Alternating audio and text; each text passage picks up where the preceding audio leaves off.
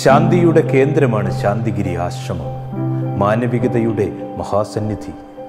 നവജ്യോതി ശ്രീ കരുണാകര ഗുരുവിൻ്റെ തപമാർന്ന നന്മ കൊണ്ട് ജ്ഞാനത്തിൻ്റെ ഉൾത്തുടിപ്പുകൾ ലോകത്തിന് പ്രദാനം ചെയ്യുന്ന പുണ്യ കേദാരം.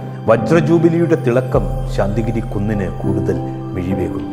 ഇക്കഴിഞ്ഞ മാർച്ച് 7 വ്യാഴാഴ്ച വൈകുന്നേരം 6 മണിക്ക് വൻപിച്ച ജനാവലിയെ സാക്ഷി നിർത്തി കേരളത്തിൻ്റെ ബഹുമാന്യനായ മുഖ്യമന്ത്രി ശ്രീ പിണറായി വിജയൻ ശാന്തിഗിരിയിൽ 1 വർഷം നീണ്ടു നിൽക്കുന്ന ആഘോഷങ്ങൾക്ക് തിരിതെളിയിച്ചു. ജീവകാരുണ്യത്തിന് പ്രാധാന്യം നൽകി ലോകമൊട്ടാകെ നടത്തുവാൻ പോകുന്ന പരിപാടികൾക്കും പദ്ധതികൾക്കും ഇതോടെ തുടക്കമായി. നമുക്കറിയാം നമ്മുടെ അയൽ രാജ്യമായ നേപ്പാളിന് ഭാരതവുമായുള്ള അഭേദ്യമായ ബന്ധത്തെക്കുറിച്ച്. നേപ്പാളിൻ്റെ മുൻ പ്രധാനമന്ത്രി ശാന്തിഗിരിയിൽ വരുന്നു. ശ്രീ ജാലാനാഥ് ഖനാൽ.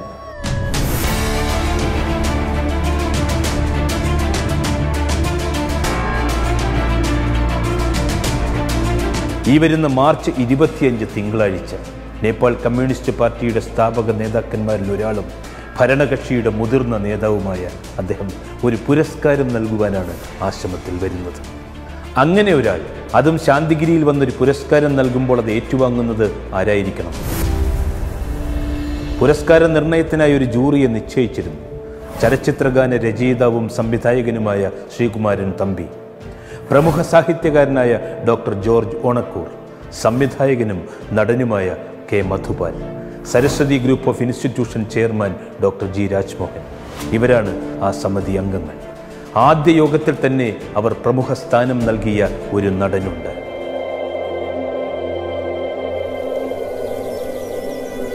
ഇരുപത്തിരണ്ട് വർഷങ്ങൾക്ക് മുമ്പ്, കൃത്യമായി പറഞ്ഞാൽ 1997 ഏപ്രിൽ 16 ഒരു മധ്യാഹ്നം, ഉഷ്ണമേറിയ പാലക്കാടൻ കാറ്റ് പനയോലകളിൽ വീശിയടിക്കുന്നു. വരണ്ടു പഴുത്ത നെൽപ്പാടങ്ങളിൽ നെൽക്കതിരുകൾ വെയിലിൻ്റെ ആധിക്യം കൊണ്ട് തളർന്നു. പകലിൻ്റെ കനത്ത വെട്ടത്തിനും മേലെ മറ്റൊരു സൂര്യൻ അവിടെ തെളിഞ്ഞു നിന്നു. നവജ്യോതി ശ്രീ കരുണാകര ഗുരു. ഒരു തീർത്ഥയാത്രയിൽ ഗുരു അവിടെ വിശ്രമിക്കുകയാണ്. അന്ന് ഗുരുവിൻ്റെ മുന്നിൽ സന്ദർശകനായി ഒരാളെത്തി. ആഗതൻ്റെ മുഖത്ത് ഗുരുവൊന്ന് നോക്കി. പിന്നെ ആ മൗനത്തിൻ്റെ വാത്മീകങ്ങൾ പൊട്ടി, ആ അധരങ്ങൾ മൊഴിഞ്ഞു. മോഹന. വശ്യമധുരമായ വിളിയിൽ ഒരു കടലാഴം സ്നേഹമുണ്ടായിരുന്നു. അതുമാത്രം മതി ആ വ്യക്തിയുടെ ജീവിതം എത്ര മോഹനമാണെന്ന് മനസ്സിലാക്കുവാൻ. ചരിത്രത്തിന് മുമ്പേ നടന്ന ഒരു സിനിമ അന്നവിടെ പിറവികൊള്ളുകയായിരുന്നു. ഗുരു.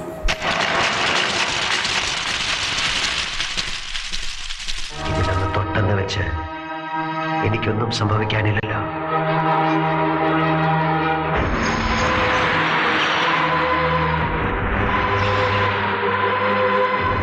ദേവസംഗീതം നീയല്ലേ നുകരാനാരോ.